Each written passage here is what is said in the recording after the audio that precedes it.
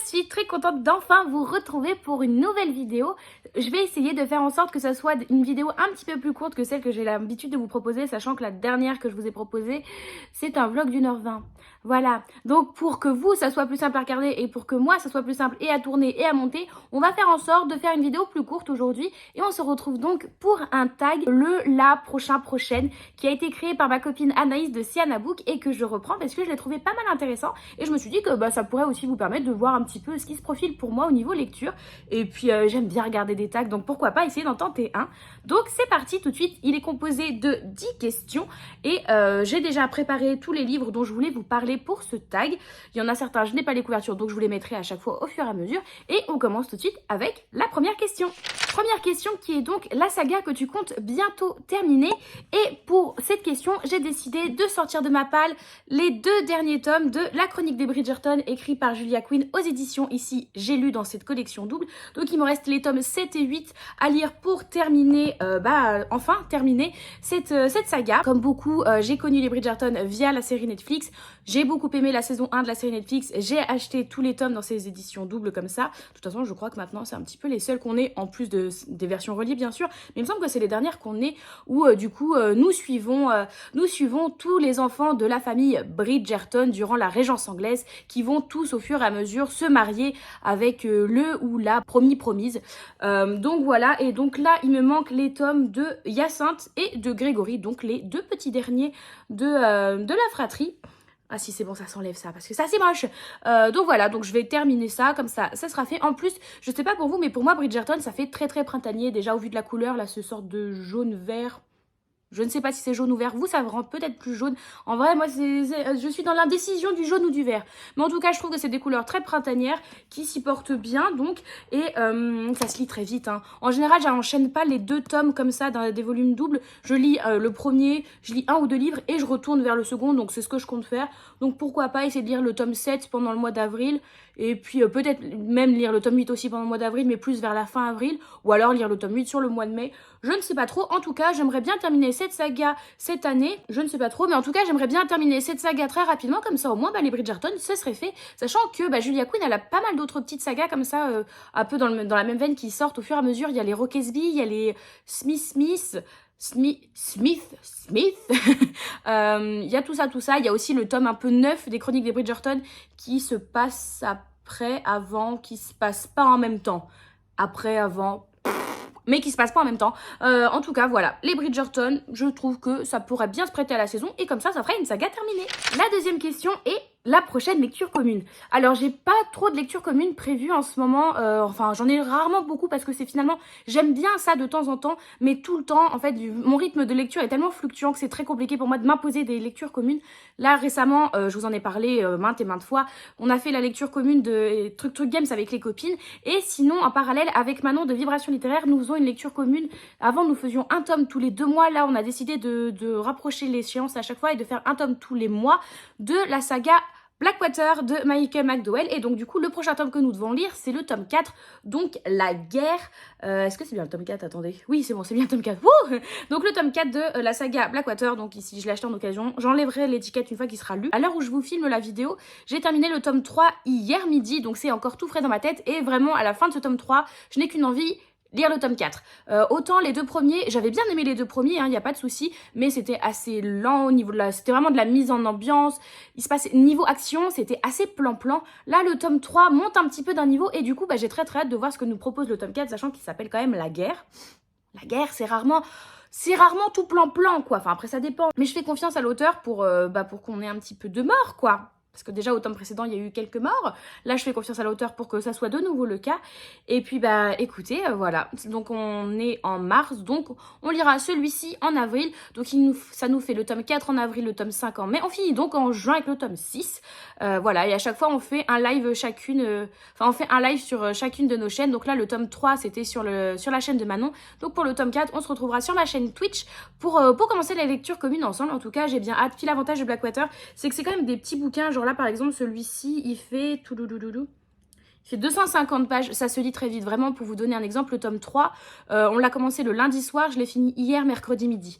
Vraiment, ça se lit très vite, sachant que je bosse dans la journée, quoi. Donc je lis pas tant que ça. Donc vraiment, ça se lit très vite. Vraiment, si vous avez le temps, en une journée, c'est plié, quoi. Facilement, très très facilement. Même en une demi-journée, ça peut être plié. Donc voilà, en tout cas, j'aime beaucoup. Et puis, bah écoutez, on avance tranquillement, mais sûrement. Donc, pour la prochaine lecture commune, ça sera celui-ci. La troisième question est, quelle est la prochaine saga que tu voudrais lire? Alors, je me suis un petit peu posée devant ma bibliothèque pour essayer de faire un choix. Ça a été compliqué. Là, j'ai un peu triché. En plus, je vous en présente deux parce que j'ai pas réussi à faire un choix dans mon choix. Et encore, il y a peut-être moyen que ce soit pas les prochaines sagas que je vais commencer. Mais à l'heure actuelle, vraiment à l'heure où je tourne, c'est les deux sagas qui me font le plus envie de commencer. Comme je vous dis, ça se trouve, ça sera même pas les prochaines sagas que je commencerai. Ça se trouve, ça sera même pas commencé dans les prochains mois.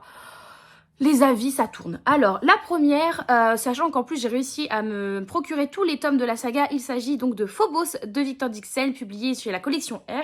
Donc comme je vous disais, j'ai tous les tomes de la saga, il me manque plus que le tome 3.5, les origines. Je crois qu'il se lit entre le tome 3 et le tome 4, hein, je vous dis ça, mais à chaque fois, je suis même pas sûre. Donc, en tout cas, celui-ci me fait bien envie. Donc, on est sur une histoire un petit peu de télé-réalité dans l'espace où on va envoyer 6 personnes avec l'idée un petit peu de trouver l'amour. C'est une télé-réalité dans l'espace, c'est la saga qui vraiment a fait décoller Victor Dixon, j'en ai entendu des très bons avis. Moi, j'aimerais bien me faire mon avis dessus, sachant que je crois que j'avais fait dédicacer ce premier tome. Je suis pas sûre, si j'avais fait dédicacer le premier tome, que celui-ci, je me l'étais acheté il y a longtemps, ça doit être en 2017. Je crois que c'était avant de partir au Japon que je m'étais procuré celui-ci. C'était, il faisait les prix découverts, je l'avais payé 9,90 € à l'époque. Donc écoutez, il est là depuis bien belle lurette. Donc il est temps pour moi, je pense, de le sortir de ma palle, sachant que pour le Pumpkin Autumn Challenge, j'avais lu Animal de l'auteur, qui n'est pas du tout dans le même domaine, mais qui m'a permis de découvrir la plume de l'auteur, que j'avais vraiment adoré. Donc écoutez, ça me donne encore plus envie de me lancer dans Phobos et de découvrir enfin ce phénomène qui a fait, comme je vous disais, découvrir l'auteur au grand public. Donc Phobos me fait bien envie. Et pour la deuxième saga, comme je vous disais, j'ai pas réussi à départager entre Phobos et la deuxième que je vais vous présenter. Il s'agit de La Cité de Laiton, donc la trilogie de Daevabad de S.C. Chakraborty, publiée aux éditions de Saxus. Alors on n'est pas du tout sur le même format, là on est sur du beau bébé. J'ai la trilogie complète dans ma palle, je crois que je vous les avais présentées de toute façon. J'ai la trilogie complète dans ma palle, ils me font énormément envie. En plus là, les beaux jours arrivant, je trouve que ça se prête encore plus à lire ce type de livre. Enfin, en tout cas, on est sur une fantaisie orientale, donc du sable, du soleil, la chaleur, la transpiration, voilà. Comme j'ai pas forcément envie de lire ça en été, full été, quand il fait très très chaud, parce que je pense qu'en été, quand il fera très très chaud, j'aurai envie de lire des choses qui me rappellent pas forcément à quel point on crève de chaud. Là, je me dis que ça peut être pas mal, où on commence à avoir du soleil, du beau temps, mais en même temps, on est bien, vous voyez, genre on est en t-shirt et on est bien. Donc voilà, non vraiment j'ai des explications qui font de la peine, hein. Mais donc voilà, on est sur de la fantaisie orientale. J'ai pas relu le résumé là récemment, j'ai des vagues souvenirs de ce qu'il en retourne, mais j'ai pas envie de plus en savoir. Et puis, hop, on est quand même sur un bel objet livre. Voilà, donc j'ai très très hâte de le découvrir, cette saga-là, même si c'est pas forcément la prochaine que je commence, j'aimerais bien essayer de me dire que je la lis dans l'année, pour la trilogie complète, ça serait vraiment chouette. Après, on est sur 3 bricasses, celui-ci il fait combien de pages d'ailleurs? Parce que c'est des beaux bébés, mais en fait, après avec 2 Saxus, des fois on est trompé, 630 pages. En vrai, 630 pages, ça se lit bien, sachant que c'est de la fantaisie, ça se lit bien, ça se lit bien. Donc voilà. Donc, les deux sagas sur lesquelles j'hésite, alors les deux sagas sur lesquelles j'hésite à prochainement commencer, c'est donc Phobos ou La Cité de Laiton, donc Daevabad. Voilà, voilà. La quatrième question est, quelle est la prochaine autrice que tu aimerais découvrir? Et donc là, c'est une autrice dont j'ai beaucoup entendu parler depuis un certain bout de temps et pour laquelle je me suis procuré 2 livres il y a très récemment. Il s'agit d'Aurélie Wallenstein avec ici, du coup, le premier tome de L'épée, la famine et la peste aux éditions Scrinéo. J'ai eu la chance de la rencontrer au moment des Oniriques de Mes Yeux, donc qui est un salon littéraire, enfin, c'est pas forcément que littéraire, mais qui est une sorte de petit salon qui se passe donc à Mes Yeux, une ville en banlieue lyonnaise, donc je suis de Lyon, donc c'était juste à côté de la maison, et elle était sur place en dédicace, donc j'ai eu la chance de me faire dédicacer ce volume, hop, yay, avec un joli en plus tampon de serre derrière. Donc c'est une duologie qui me fait bien envie depuis qu'elle est sortie, depuis que le tome 1 est sorti, et j'en ai entendu des très bons avis, et après avoir discuté avec l'autrice qui est vraiment trop sympa et assez drôle, j'ai encore plus envie de découvrir sa duologie. Donc c'est la prochaine autrice, je pense, que j'aimerais découvrir, sachant que ça a été compliqué en fait de faire ce choix parce qu'il y a pas mal d'autrices. C'est là que je me suis rendu compte que dans la page c'est beaucoup de femmes que j'ai au niveau auteur. Il y avait beaucoup d'autrices que j'avais envie de découvrir, mais là en plus c'est frais dans ma tête, j'ai vraiment aimé l'humain Donc j'ai encore plus envie de découvrir l'autrice qui se cache derrière tout ça. Et puis c'est des petits bouquins hein, au final. Je dis ça pour essayer de me convaincre, ça va se lire vite. On est sur du combien? Même pas 400 pages. Ça va, c'est écrit aéré. Enfin non, si ça va. Non en vrai il me fait très envie, j'en ai entendu des très bons échos. Par contre juste trigger warning pour ceux qui ont peur des araignées, je pense à toi Mismou, ma meilleure amie qui a peur des araignées, ne lisez pas ce livre, vraiment on est sur l'idée, on nous dit dès le début que les monstres pullulent, des villages entiers disparaissent dans les toiles d'araignées. Pas ouf pour ceux qui ont peur des araignées, enfin les arachnophobes, peut-être pas pour vous, mais en tout cas il me fait trop envie et j'ai très hâte de découvrir la plume de l'autrice. La 5e question est quel est le prochain one-shot que tu souhaites lire? Alors ça a été compliqué parce que finalement j'ai beaucoup de tomes de saga dans ma palle et pas forcément de one-shot ou alors pas des one-shots, enfin des one-shots qui me font envie, mais pas forcément le one-shot où je me dis c'est lui. You are the prochain. Et le prochain finalement que j'ai choisi, j'en ai beaucoup entendu parler, on l'a beaucoup vu tourner au moment de sa sortie. Là ça redescend un petit peu mais finalement je me dis est-ce que c'est pas maintenant que t'as le plus envie de le lire? Si. Il s'agit de A Forgery of Roses, écrit par Jessica Solson et publié aux éditions Big Bang. Donc cette sublime édition, ah là là, ça brille, c'est en toc-toc, que demande le peuple, il est vraiment trop beau avec l'illustration à l'intérieur, vraiment très bel objet livre et il me fait très envie. Je vous en ai déjà parlé, on est avec l'héroïne Mira, qui s'écrit avec un Y, toujours dommage. Donc on est avec notre héroïne Mira qui a une sorte de pouvoir, c'est-à-dire que par exemple si elle peint une personne qui va s'être foulée la cheville, elle la peint avec une cheville intacte, cette personne va se retrouver guérie. Donc elle a le pouvoir de guérison via ses peintures, sauf que dans ce monde-là, écoutez, la magie est pas très bien vue et ses pouvoirs non plus. Et donc elle se cache un petit peu de tout cela, sauf que tout va un petit peu péricliter le jour où la femme du gouverneur qui justement mène la loi contre les personnes étant douées de pouvoir, le jour où donc cette fameuse femme va venir voir Mira pour lui demander de ressusciter son fils qui vient tout juste de mourir. Mira, elle soigne peut-être, elle ressuscite pas trop, sauf que elle va pas, la femme du gouverneur va pas trop lui laisser le choix, donc c'est en mode non, tu viens ou je te dénonce. Bon je vais y aller alors. C'est un petit peu ça, donc c'est le plot de départ. Et finalement Mira, une fois qu'elle va se retrouver à aller vivre chez la femme du gouverneur pour peindre la peinture de son fils décédé, elle va faire la rencontre du frère du défunt. Et de ce que j'ai compris, une sorte de petite amourette peut-être va se former entre les deux. En tout cas j'ai très hâte de voir ça, le pouvoir a l'air super intéressant, l'héroïne s'appelle Mira, l'objet livre est très beau. Franchement, je vois pas ce qui pourrait ne pas aller, sachant que les retours sont quand même pas mal bons par rapport à ce bouquin, donc j'ai très envie de le découvrir. Pareil, on est sur une petite bricasse, ma foi. On est sur une petite bricasse de les remerciements, on dit que ça compte pas.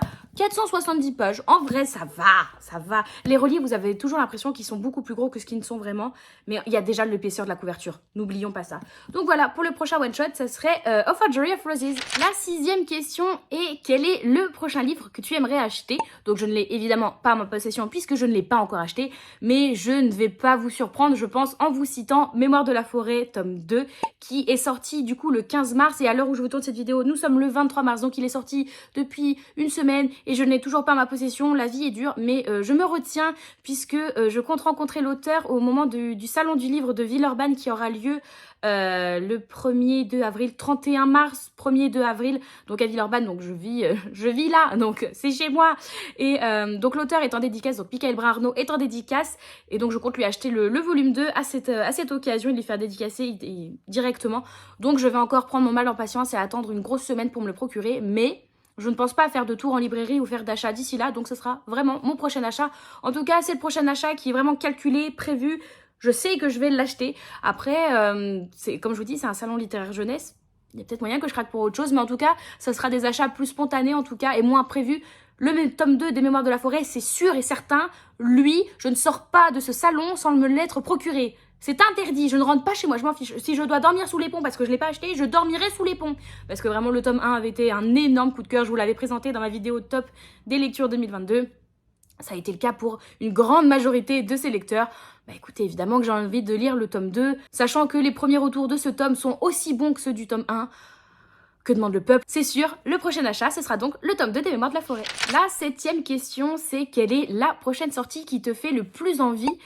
Eh bien, j'ai un peu réfléchi, j'ai re-regardé la vidéo que je vous avais faite pour les sorties littéraires de mars, ou même j'ai commencé à regarder un petit peu ce qui était prévu pour avril et mai, et la sortie littéraire qui me fait le plus envie pour le moment, il s'agit du premier volume de la nouvelle saga chez Hachette Heroes qui s'appelle Dark Ascensions, et dont le volume s'appelle donc Vilaine. Je vous mets la pochette juste ici, où cette fois-ci nous allons suivre les deux méchantes belles-sœurs de Cendrillon. Voilà, je vous en avais parlé au moment des sorties littéraires de mars. Il sort à la fin du mois, je ne sais plus le combien, le 28, 29, quelque chose comme ça, ou le 30. Il sort en fin de mois, donc il sort tout bientôt, tout bientôt. Il me fait extrêmement envie. Je vous en avais parlé, comme je vous disais, et bah évidemment, c'est du Disney, c'est du Hachette Heroes.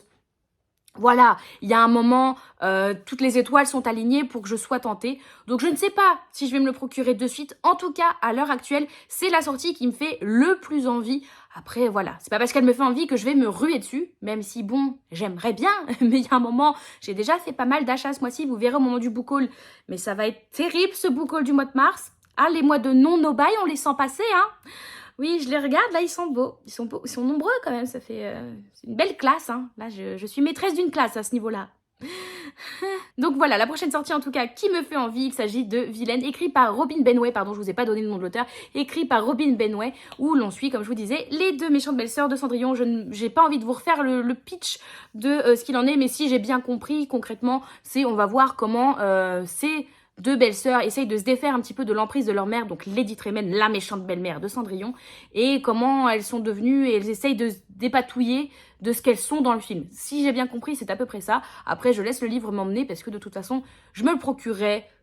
Peut-être pas tout de suite, mais je me le procurerai et elle me fait très très envie comme sortie. La 8e question est: quel est le prochain auteur que tu aimerais découvrir?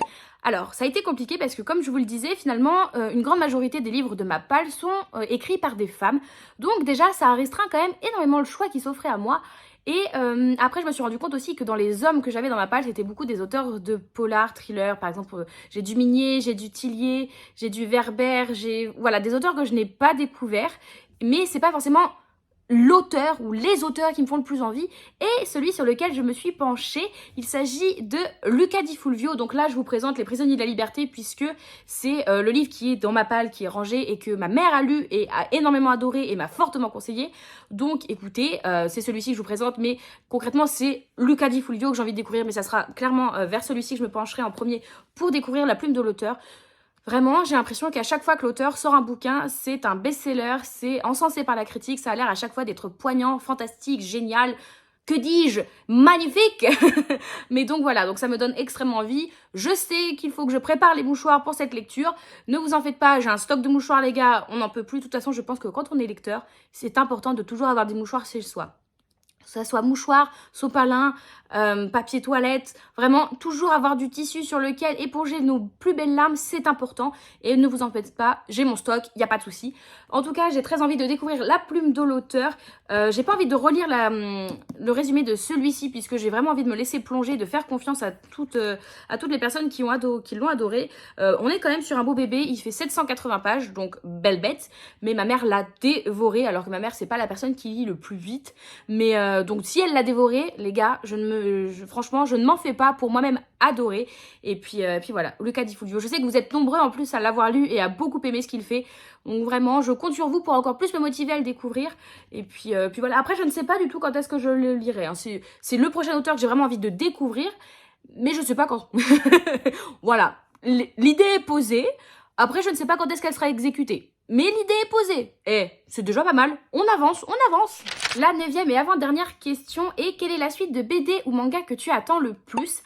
Alors, moi c'est un petit peu compliqué, puisque finalement, je ne suis pas très BD. Enfin, c'est pas que je n'aime pas les BD, c'est que, comme je vous disais, je trouve que le ratio prix, temps de lecture, j'ai un petit peu du mal avec ça. Et comme je ne suis pas inscrite dans une médiathèque ou une bibliothèque, j'en emprunte pas, parce que je pense que c'est le meilleur compromis pour ce qui est de lecture de BD, c'est d'en emprunter, ce qui n'est pas mon cas.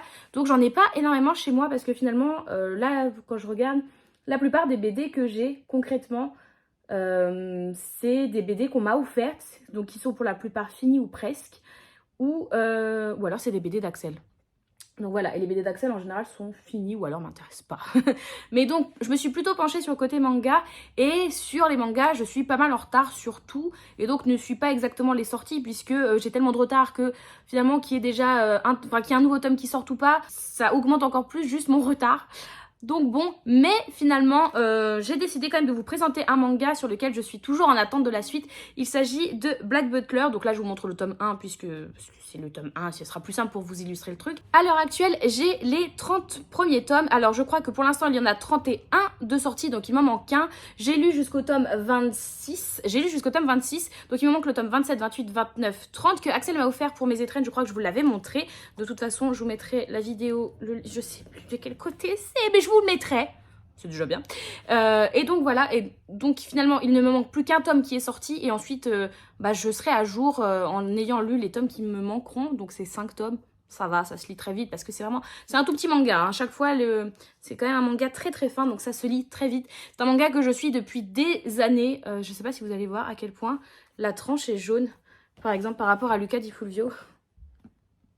Non, vous voyez même pas trop, mais la tranche est très jaune. Je les ai beaucoup lus. J'adore ce manga et j'ai très hâte de découvrir la suite et de pouvoir avancer parce que finalement, le truc c'est que à chaque fois, les suites sont très attendues puisque l'autrice est assez lente. Entre chaque parution, il se passe quand même pas mal de temps. En plus, au niveau de la traduction française, on est à touche-touche avec le Japon à chaque fois, donc c'est compliqué. Mais c'est un manga pour moi qui a un affect tout particulier puisque c'est grâce à ce manga, enfin plus particulièrement grâce à cet animé, puisqu'il a eu une adaptation en animé, mais c'est grâce à cet animé que tout mon engouement pour le Japon est arrivé et donc qui a complètement fait basculer la suite de ma vie puisque c'est ça qui a fait que j'ai décidé de faire des études de japonais, d'aller vivre au Japon.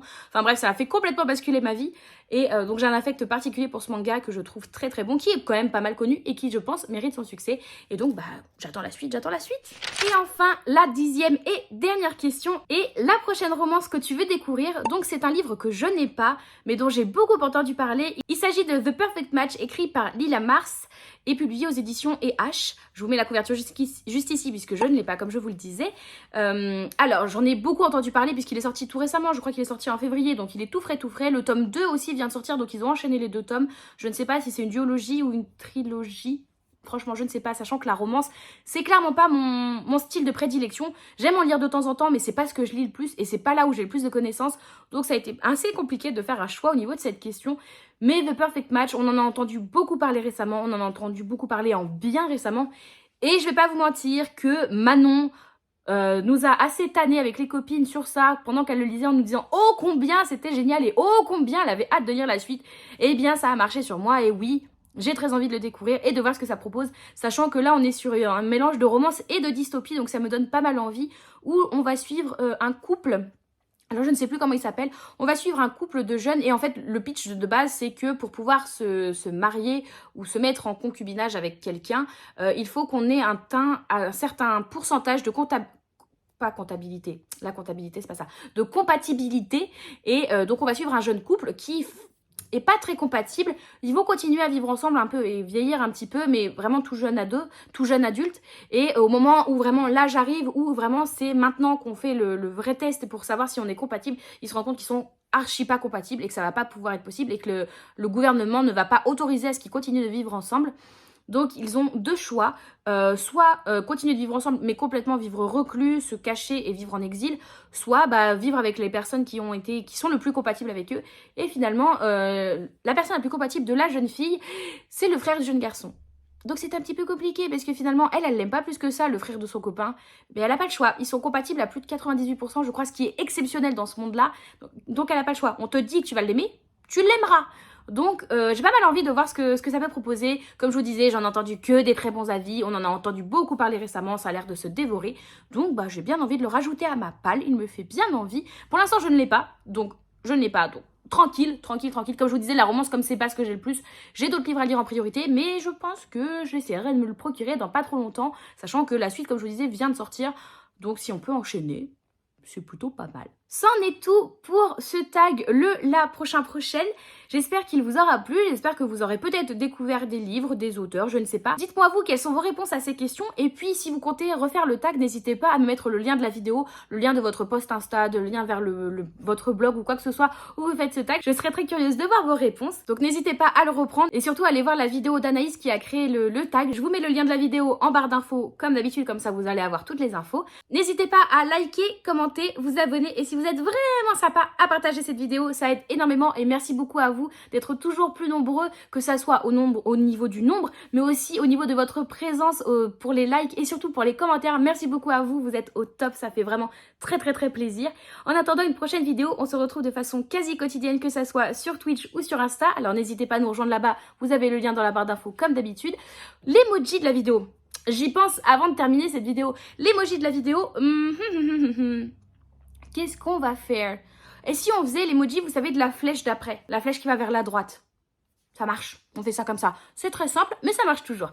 Voilà, je vous remercie beaucoup d'avoir regardé cette vidéo et d'ici la prochaine, je vous souhaite de très belles lectures. Bye bye!